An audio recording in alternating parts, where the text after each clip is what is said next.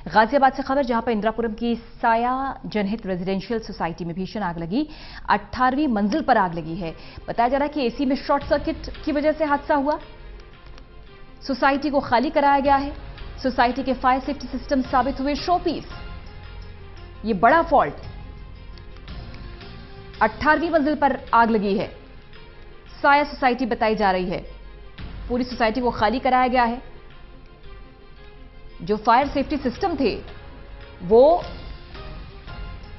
सिर्फ शोपीस थे, यानी महज दिखावे के। उनसे आग पर काबू नहीं पाया जा सका।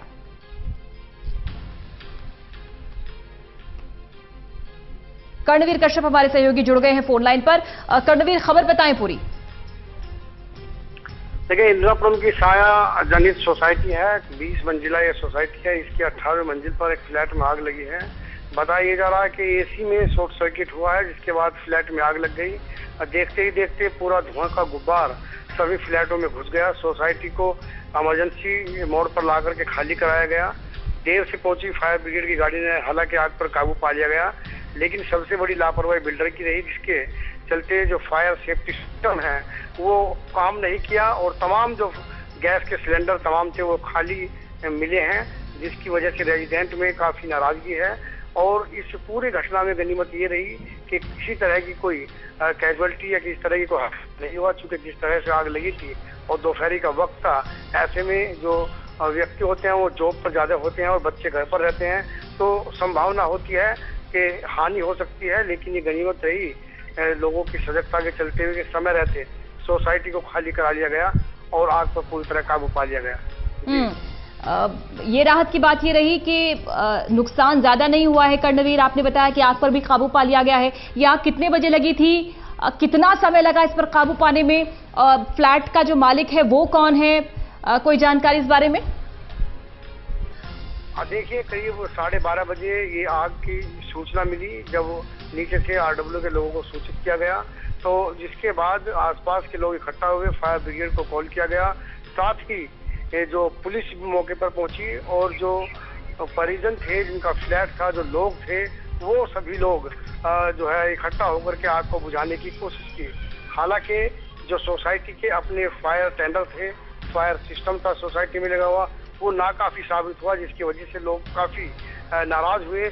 और इस आग लगने के बाद चूंकि सभी फ्लैट्स के अंदर धुआं घुस चुका था, पूरी सोसाइटी धुआं मग्न हो चुकी थी, तो काफी लोग परेशान हैं और काफी दहशत है वहाँ के रेजिडेंट में इस आग की घटना को लेकर। क्योंकि जिस तरह से गर्मी का मौसम शुरू हुआ है और आज भीषण गर्मी है, इसी दौरान दोपहरी होते होते इस फ्लैट में शॉर्ट सर्किट की वजह से आग लगी और तमाम तस्वीरें सामने आई हैं। बिल्कुल। और ये इस तरह की जो घटनाएं सामने आती हैं सोसाइटीज में आग लगना आए दिन, उससे यही अंदाजा लगाया जा सकता है कि बेशक आशियाने के नाम पर, ऊंची इमारतों के नाम पर बहुत पैसे वसूलते हैं बिल्डर्स, लेकिन सुरक्षा क्या है, सुविधा क्या है, इस पर बहुत अनदेखी होती है, बहुत लापरवाहियां होती हैं। बिल्कुल। देखिए, 20 माला ये इमारत है और जो रेजिडेंट है उन्होंने करोड़ों रुपए के फ्लैट यहाँ खरीदे हैं, लेकिन जिस तरह से फायर सेफ्टी के नाम पर, सुरक्षा के नाम पर ये चूक हुई है, वहाँ के रेजिडेंट का ये सीधे तौर पर साफ आरोप है बिल्डर पर कि मोटा पैसा मेंटेनेंस के नाम पर लिया जाता है, लेकिन आग बुझाने वाले सिलेंडर और फायर सेफ्टी के तमाम नॉर्म्स हैं वो फॉलो नहीं किया गए।